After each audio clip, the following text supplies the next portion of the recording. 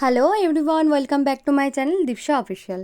তো সবাইকে জানাই happy independence day and good morning. তোমাদের টাইমটা দেখিয়ে দিই, এখন বাজে 5:45। চলো রেডি হয়ে কথা বলছি তোমাদের সাথে। সো রেডি হয়ে বেরিয়ে পড়েছি, এখন আমরা যাব জিওর পেট্রোল পাম্পে।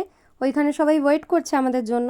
আমাদের বেরোনোর কথা ছিল 5:30টার সময়, আর প্রতিবারের মতন আমরা লেট হয়ে যাই। আমরা বেরিয়েছি 6:30টায়। এই হচ্ছে আমাদের 8 নম্বর রেলগেট, মোস্ট ফালতু একটা রেলগেট, কোনো দিনও খোলা পাই না। আর ফাইনালি গেটটা খুললো, তো চলে এসেছি জিওর পেট্রোল পাম্পে। সবাই দাঁড়িয়ে আছে, দেখতেই পাচ্ছ। গাড়িতে তেল ভরে নিয়ে বেরিয়ে পড়লাম আমাদের লোকেশনে।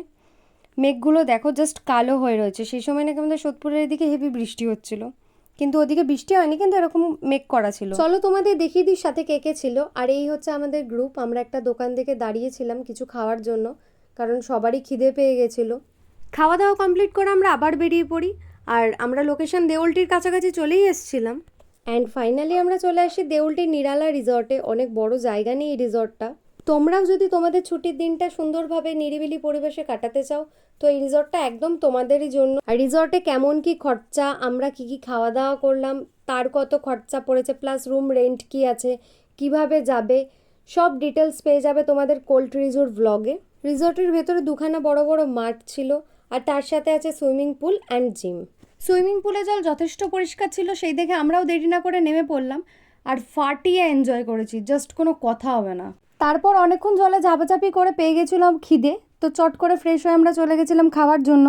আমাদের লাঞ্চে ছিল ভাত, ডাল, শুক্তো, আলু ভাজা আর স্যালাড। যেহেতু বুফে সিস্টেম ছিল, তাই আমরা মটন নিতে চলে যাই আবার।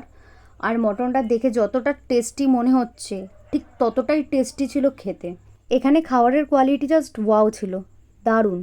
খাওয়া দাওয়া কমপ্লিট করার পর সবাই একটু রেস্ট নিই, কারণ সবাই খুবই টায়ার্ড হয়ে পড়েছিলাম। আর আমাকে দেখে বুঝে নাও যে সবার অবস্থা কীরকম। খুবই খারাপ অবস্থা, সবাই খুবই টায়ার্ড। আস্তে আস্তে সবাই রেডি হয়ে বেরিয়ে পড়েছি বাড়ির দিকে যাওয়ার জন্য। ওরাও পার্কিং জোন থেকে গাড়ি নিয়ে চলে এসছে। সবাইকে টাটা বলে বেরিয়ে পড়লাম। আর আজকের দিনটা খুব এনজয় করেছি সবার সাথে, খুব ভালো কেটেছে দিনটা। ভিডিওটা শেষ করার আগে তোমাদের দেখিয়ে দিই, ওই যে দেখা যাচ্ছে দক্ষিণেশ্বর মন্দির, কতটা সুন্দর লাগছে দেখতে। ভিডিওটা আর বেশি বড় করলাম না। থ্যাঙ্কস ফর ওয়াচিং মাই ভিডিওটি ভালো লাগলে লাইক, কমেন্ট, শেয়ার করে দিও, অ্যান্ড বাই।